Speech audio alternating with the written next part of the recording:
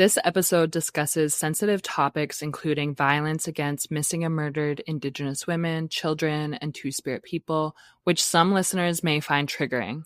Listener discretion is advised.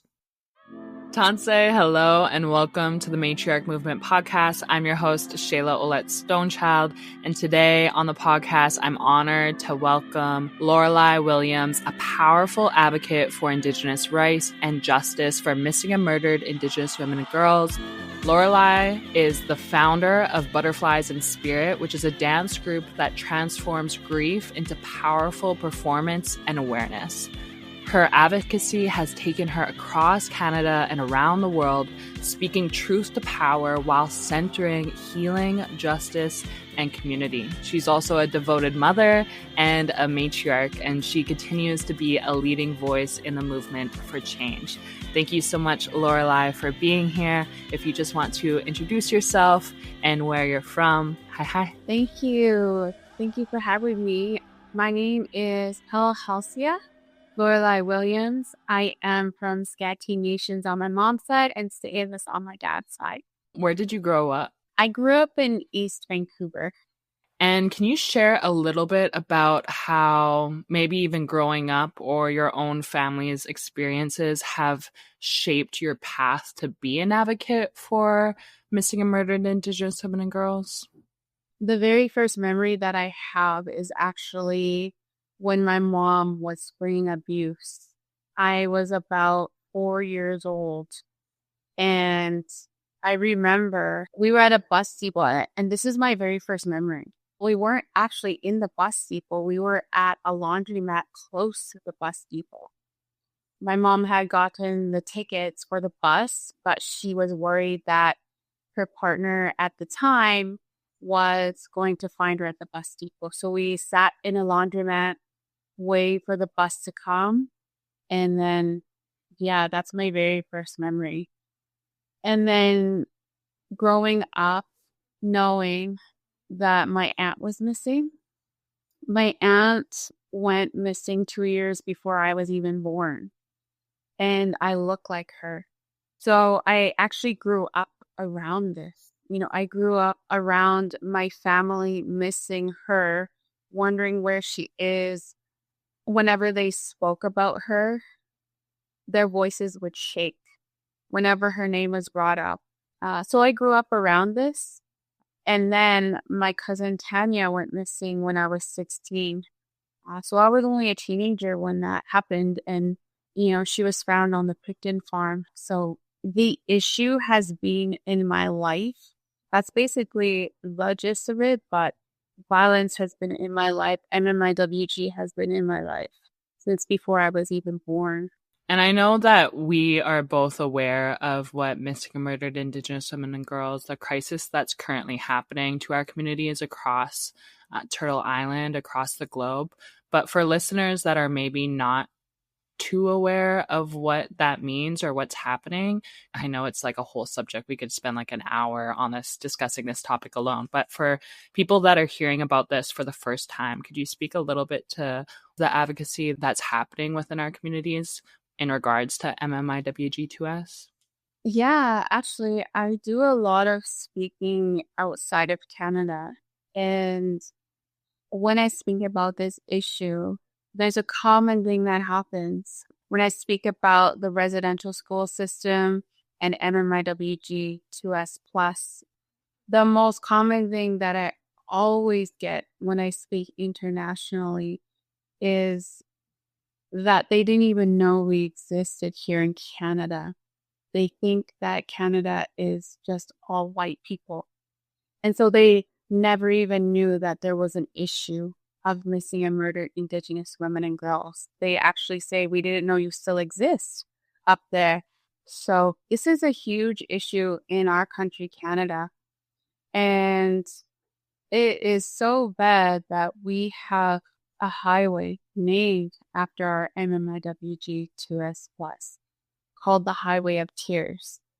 I don't know of any other country that has that, where a highway is actually named after this. It's such a huge issue, and it goes all the way back to first contact.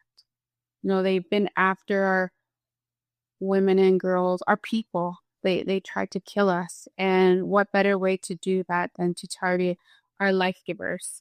So this has been a huge issue since then. It's still an issue now, and it's not going away anytime soon. My life is this issue. I'm dealing with cases every single day. And one white man actually said it so well to me, and it really opened my eyes. He asked me what I do for work, and I let him know that I do this work around ending violence against Indigenous women, girls, and like WG2S plus. And he looked at me and he said, wow, you have a job forever. And that's not something that I want to be doing. But yeah, this is a huge issue in Canada. I'm always saying, Canada is a racist country because we have racist systems. And this is one of the major reasons why our women and girls are going missing and being murdered at a high rate. I know. Thank you for sharing a little bit about your story. And it sounds like advocacy, it's not like even a path that you chose. And so do you find that there are solutions? Is it changing at all? Do you feel like there is some movement happening in terms of finding the solutions? Or do you feel like we still have a long ways to go? There are solutions. There are a lot of recommendations that could be followed that were put out by the TRC, by the National Inquiry. We are definitely a long way from this ending. I think a huge part of this is definitely the racism that has to go. Mary Sinclair said it so well. You could take all the racist people out of the system, but those racist policies are still there that they follow. And even with those policies that could help us, they don't follow them.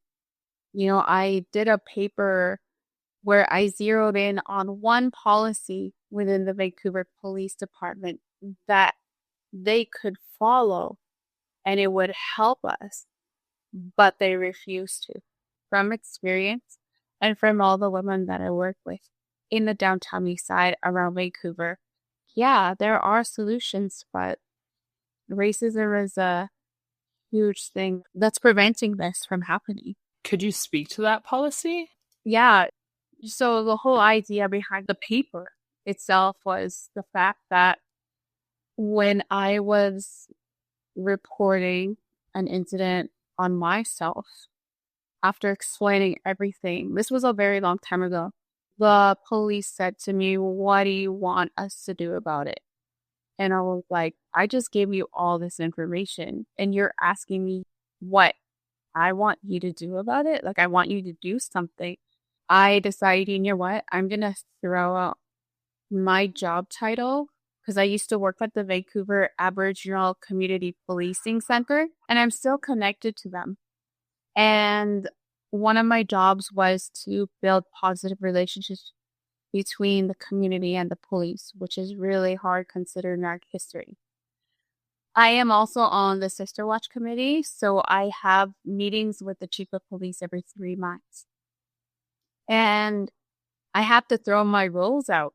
I had to tell those officers, this is where I work. I know your bosses. I meet with the Chief of Police every month, and something has to be done about this. And not too long after that, I was running one of my women's groups in the downtown east side, and the same thing came up where one of the women said, why do the police always ask us what they want us to do about things when we report? When she said that, another one said, yeah, and then they all agree. Every single woman, 100% in my women's group that day said they had this happen to them as well. I just happened to have a connection in the domestic violence unit. I brought her to speak to my women. And she said right there that they're actually not supposed to do that. She said it's in our policies that they should not do that. making us feel like, okay, they're not going to do anything about this. Like, why am I here? Why am I sitting here when nothing's going to happen? And on top of that are the laws that don't support us at all when it comes to violence against Indigenous women and girls. Yeah, no, while you're sharing that, it made me reflect on my own interactions with police when I was younger, and oftentimes I wasn't listened to. I reported something, and then they're like, "Oh, you were that drunk native girl on the side of the street the other weekend, weren't you?" And I was like, "Excuse me?" And I was the exact same position where I was like, "I work at the casino." I was trying to paint myself to seem like I don't drink, right? So that they would actually listen to me. So it seems like we went through very similar situations. And ever since then, I was like, okay, well, I'll just keep everything to myself then. And so for listeners that are new to your work, could you tell them what it is that you do? You've mentioned Sisters Watch and you've mentioned Butterflies in Spirit. Could you give listeners a little bit about that work that you do? So Butterflies in Spirit kind of formed just on its own. Like, I honestly don't know why I thought of dance, but I wanted a way to get my missing aunt's picture out there somehow. But I also wanted to honor and remember my cousin Tanya. And I was at a rally one day and I saw Mother Sweet, and it was fresh. Her daughter had been missing for 6 months at that time. And I couldn't help but cry while she was speaking. I was there by myself, which I normally don't do, but I was there. And two strangers came up to me and they gave me a hug. And then they gave me some posters. And then the march started. We were marching down from Hastings and Canby, from Victory Square towards Main and Hastings. We were marching and we only took up one side of the road. But then I noticed the oncoming traffic. They were actually looking through their windows. They were squinting and they were trying to look at my poster. And I didn't even know what was on the poster that these strangers had given me. So I turned it around and I looked at it, and they were small newspaper clippings of stories of MMIWG. And so I was like, oh, no wonder they're squinting. They can't even see it. They can't even see these articles from the bus or their cars or wherever they were driving. And that's when the idea came to me that I wanted to put our loved ones' pictures on Black t-shirts. I wanted them to be big. I wanted the words to say missing or murdered or whatever. When I approached my family and talked about that part, my family said that they didn't want murdered by Tanya's name. And I was like, okay, yes, that makes sense. They wanted the year she was born and the year that she died. So, I don't know if you noticed this, but it says 1975 to 1996. And I thought, okay, well, yes, the t-shirts are great, but we need to get attention to their faces, their pictures now, because I'll just say, for example, all the Picton stuff. Right. Everybody knows Picton's face. Everybody knows his name. They don't know the women's names. They don't know the women's faces. So I wanted to gain attention to their faces, to their names, and who they were, and pictures that families approve of, as opposed to what media uses, because sometimes they portray us as drunks, drug addicts, runaways, and all of that, right? So I wanted pictures that the family approved of, the families, my family. I represent my family, and I will support families who ask me to wear their loved ones' pictures. But I represent my family. I'm still searching for my aunt, and there is still stuff happening with the Picton case. So, yeah, when I formed this dance group, from that moment, like I said, I wanted to gain attention somehow to their faces, to their pictures. And for some reason, I thought of dance. Not being a dancer myself, that's what I thought of. And then I started to tell people about it. I told my Auntie Carrie, and she just ran with it. She started telling more people about it. And she was telling so many people and elders that It was like, okay, I had to do something.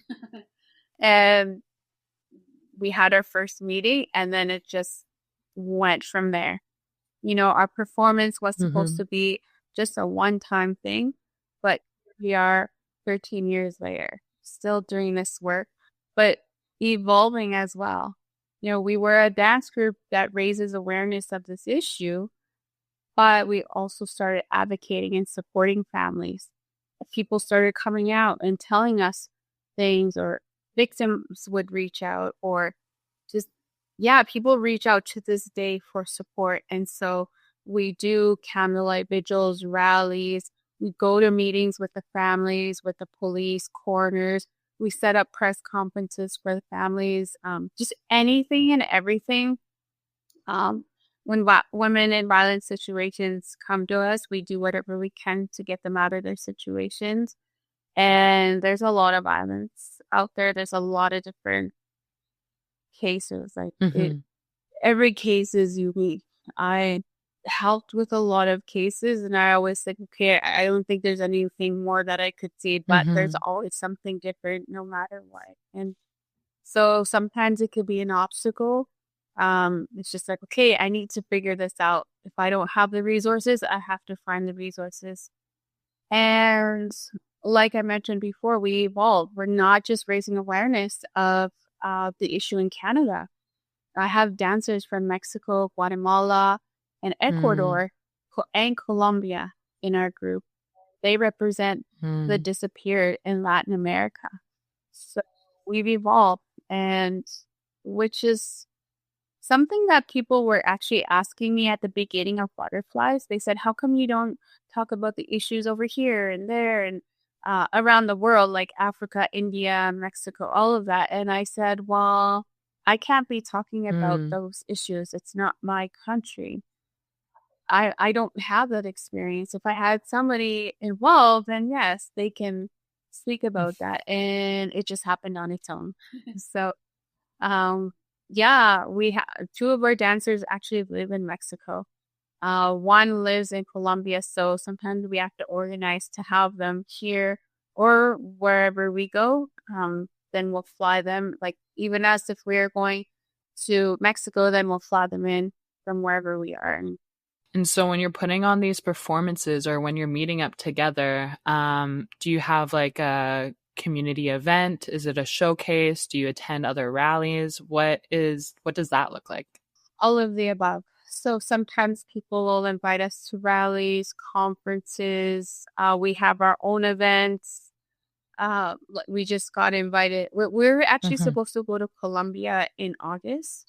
We are supposed to go to London in September, Belfast in October, and Dallas again in November, and Vancouver Indigenous, like even fashion shows. All of those are fashion shows, actually, because that's another avenue to raise awareness of this issue. We're always involved in Vancouver Indigenous Fashion Week. That's another event that we will be performing at in November. We always open up Red Dress Night. And just any kind of avenues that support this issue, that want to raise awareness of this issue, that support us. We are like, for sure. What was that transition like for you, for having this idea that was really just an idea that you saw, and then now to be going around the world and globally raising awareness? How did that initially feel for you? Because I can imagine that it also felt like a lot of responsibility, I would imagine, on your shoulders. And so what was that initial feeling to see your vision being brought to light and to creating more awareness? It is definitely a lot of responsibility, for sure. I never thought this would happen. Like I said, it was supposed to just be a one-time thing. We blocked the busy streets of Georgia and Granville for our first performance. The community helped us block that street. We did our performance, and then everything just spiraled from there. My whole life changed from that moment. I was on my way to my bachelor's degree in tourism and business management. And I already had put a pause on it because my brother had passed away and then I got pregnant with my son. But I always knew I wanted to help people and I thought it was tourists.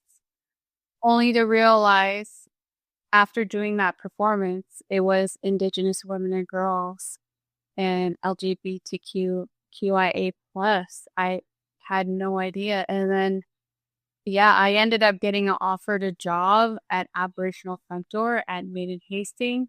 Wait, I got offered. It's so strange. I was walking down Commercial Drive.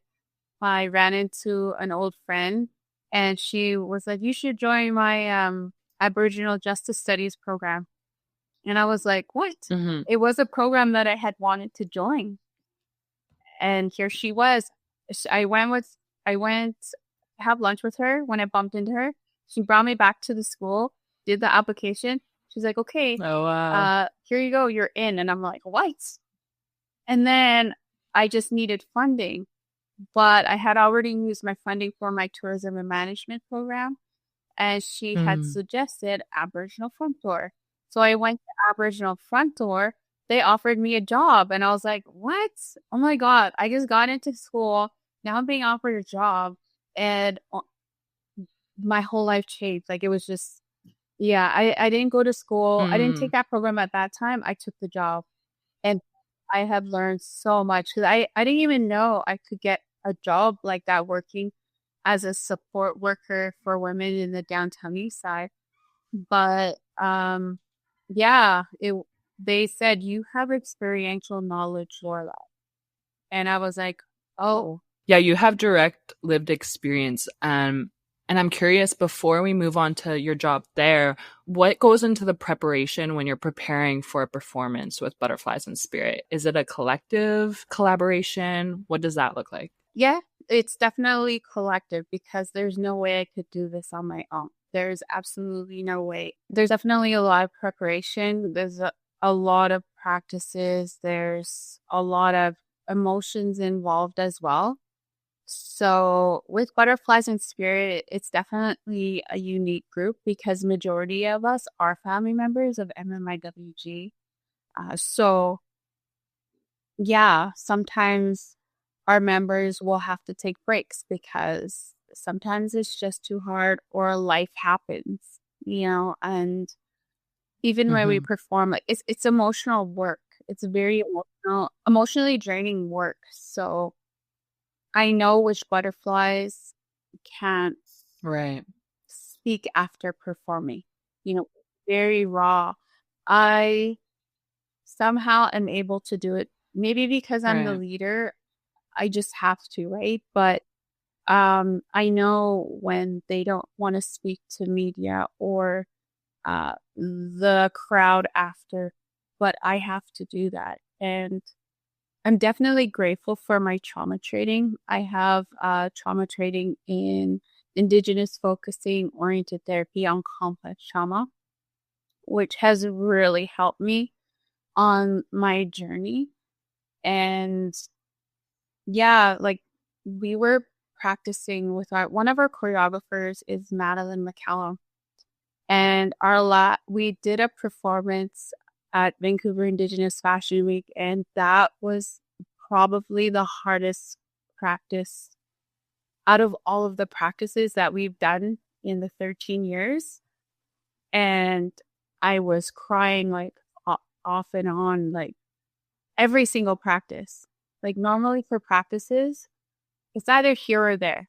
Sometimes when we're introduced a song, there's been moments where it's like, okay, we got to get to know the song. We got to get to know the words. So I'll listen to it on my headphones. And sometimes I'm just like walking. Like, I think one time I was bringing my kids to school and daycare and I put my headphones on after dropping them off and I was crying all the way home listening to the lyrics. So depending on the songs, depending on the performances, depending on what or who's involved, it can get really intense. And there's definitely a lot of tears in practices. And then you just have to go into it. It's almost like another another realm or a different world when we're dancing. And I never knew that world before. And it's almost like it was thrown in my path. You know, like my mom, she actually passed away 5 days before our very first performance. And I never knew that feeling. I think it's spirit, or I just never knew that feeling of how healing dance is. You know, in that, like, my mom had just passed, and I was like, do I go on with the show or not? And I just remembered, you know what? My mom would want me to do this. I know she would want me to do this. You know, that's her sister that's missing still. And, you know, every day that I visited her in the hospital, she would say, you look like your Auntie Belinda. You look like your aunt. Every single time I went to visit her. So I knew that I needed to go on with the show. But that was my first time experiencing how healing dance is, because when my mom passed away, I had anxiety for a straight 2 weeks. I never knew what anxiety was. I was having anxiety attacks, but they went away. The only time that they went away was while we were performing. And it came back right away after we finished. It was back. But I love that you touched on a few things there. One, how you felt very present and how your anxiety went away during dance, because I feel the same way, like when I'm doing yoga or when I'm writing. It's just like you're fully submersed in that experience, but I can only imagine how it's amplified when you are wearing literally faces of people from your family, and when you are supporting other women and other people within your community. I can imagine that it's like entering into a new portal, because it's no longer just about you. It's about like the collective healing, and how dance is that movement of energy and motion. It's like getting rid of that heavier emotion. And so in a way, you're collectively healing together. And I'm wondering how that has been heard through your audiences. Do you see an impact created through those dances? I'm wondering what the experience is like for the audiences that are witnessing this for maybe the first time. One thing I definitely notice is we make people cry. And that's really hard when we're performing, because if I see somebody crying, it's going to affect me. I feel it. So one thing I have to do while we're performing is not look at people, because if they're crying, it just kind of throws me off. So I just have to like look up in the sky or somewhere else where no eyes are, which is really hard sometimes.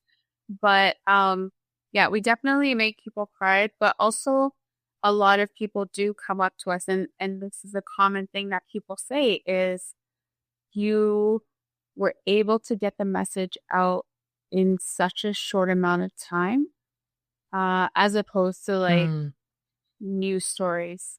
You know, news stories are like 2-3 minutes, but they're not, I guess they're not as impactful to the people that are talking to me. You know, they are saying this is more impactful.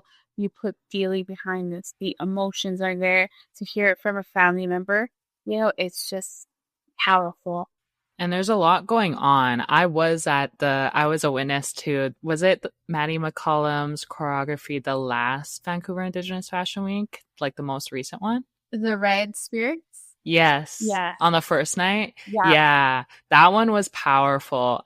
For listeners, you could probably speak to it a lot better than I can, but it was for Vancouver Indigenous Fashion Week for Red Dress Night. Everyone, the whole audience, everyone was wearing red dresses. So already you're in a huge auditorium with everyone wearing red. There's the stage, and then there was like red veils, and I think there was like candles too. And there was like a lot of motions, but then everyone at the end, it was like all the families coming together. And then I think there was like a traditional song being sang. Am I right? Am I remembering this correctly? Yeah, that's the performance that I cried to, especially when the eagle came out. I was just like, I couldn't, like, I could not, like, I don't know why.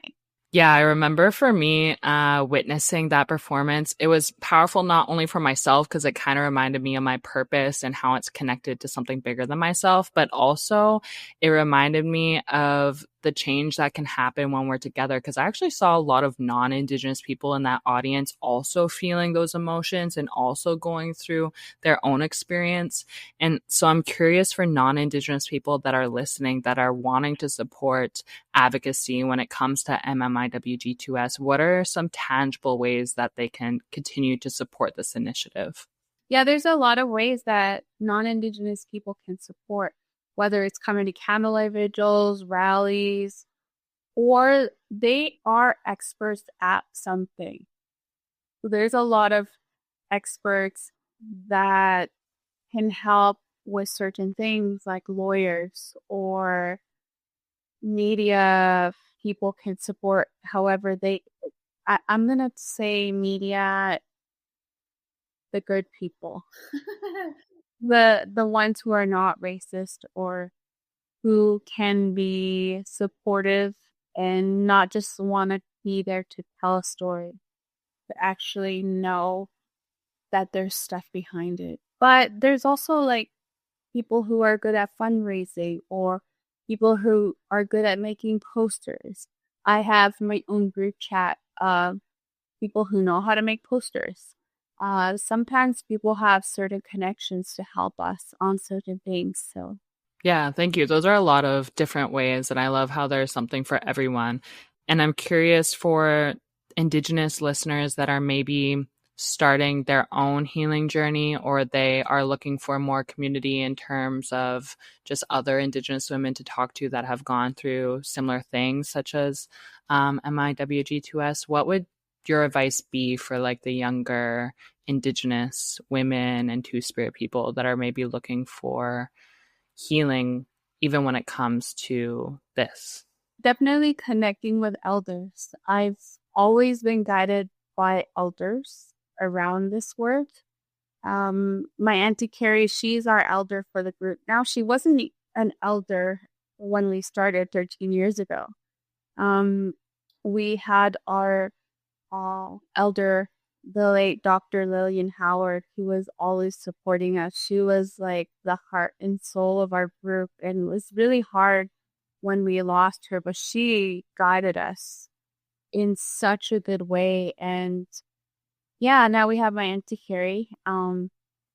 Definitely connect you to the elders is the first step, I think. But also there's a lot of things happening in community, like ceremonies or workshops, things like that. There's a lot of people on their healing journey. And, even myself, I'm not someone that says that I'm healed. I feel like healing is a journey that never ends. So I'm constantly working on my healing journey every single day. Whether it's even just having a bubble bath or getting braids done, especially because I'm in this every single day. There's other traumas that I see. So I need to be on top of my healing, my self-care. At one point in my life, I had 3 counselors, an emergency counselor, my regular counselor, and a counselor specifically for a certain thing, because it's tough. It's hard. There's so much trauma around this work, but also, I grew up in a lot of trauma, right? And I feel like one of the things that we have to do is be on our healing journey before we do this work. There's got to be breaks if certain things happen, so. That was going to be my next question. Is I can imagine that this work can feel overwhelming because it's so close to you. And so what's even just one practice that allows you to anchor in and reconnect to your spirit? One practice? Oh my gosh. I take advantage of any kind of brushing ceremonies. That's something I definitely noticed at MMIWG events is they have cedar brushings or smudging ceremonies or even if they have all of them, I will do all of them. I know, same. I know that your work is centered around Indigenous women and people and Two-Spirit people, and this podcast is called the Matriarch Movement Podcast. So I'm curious, how would you define the word matriarch in your own terms? How would I define matriarch in my own terms? A matriarch is someone who is leading their community in a good way, who has compassion, empathy. They are the leaders. They are the ones guiding the men. I don't know which community it is, but they were choosing the chiefs since they were children. They knew who would be a chief, and they would start training them. They would tell the older men, this is who is going to be the chief, and start training them from a young age. And matriarchs are the decision makers. It's the matriarchs that are leading the movements, I've noticed. So that leads me to one of my last questions. When you think of the concept of Indigenous futurism, what do you hope to see? It could be in terms of advocacy, it could be in terms of our communities. When you think of Indigenous futurism, what do you hope our futures look like for Indigenous people? I hope for women to be leading the way. I think about Canada, let's say, for example, as the Prime Minister. Even though the government way is not our ways, Indigenous women in power would definitely help us. This is our ways. Our Indigenous communities are matriarchal for a reason, and we have Mother Earth. Mother Earth. Right. That's a matriarch. We have to protect her. And you hear of these things like Grandmother Moon, and matriarchy is very powerful, and it could help us in Canada for sure. And I don't even like to say Canada, but that's what our country is called right now. And I think globally, I think it needs to be a return to balance. I mean, we're seeing everything happening right now. Totally. I totally agree because patriarchy is not working for us. We got to return to balance. Well, thank you so much for being here and for sharing a bit of your story. For listeners that are wanting to continue learning or maybe continue their advocacy, is there any resources or any books or any podcasts that you think they should listen to become deeper learners in terms of MMIWG2S? For MMIWG2S, I feel like it stems to colonization. A good book that I always recommend is it's called Supper the Little Children by Tamara Starblanket. That's something I'm always telling people because you need to get to the root causes. That's a good start there. Thank you so much, Lorelei, for being here. Where can people support you and follow you? Can they see a Butterflies in Spirit dance coming up? Yeah, we are definitely on Facebook, Instagram, TikTok, and our website is going to be coming out soon again. We can catch you for performances at Vancouver Indigenous Fashion Week this year? Yeah, for sure there. We are being asked for other things, but we're mostly focusing on the world stuff right now, the international stuff, because there's a lot of work. And our studio. Oh, amazing. In Vancouver? Yeah, we have our first dance studio. Oh, what? I'll have to come visit. Yeah, in Chinatown. Awesome. Well, thank you so much, Lorelei, for being here, for sharing your story, for sharing why you do what you do and what matriarchy means to you. You can follow Lorelei in the show notes and also hopefully catch her at Vancouver Indigenous Fashion Week. Thank you so much for being here. Yes, for sure. And thank you for having me.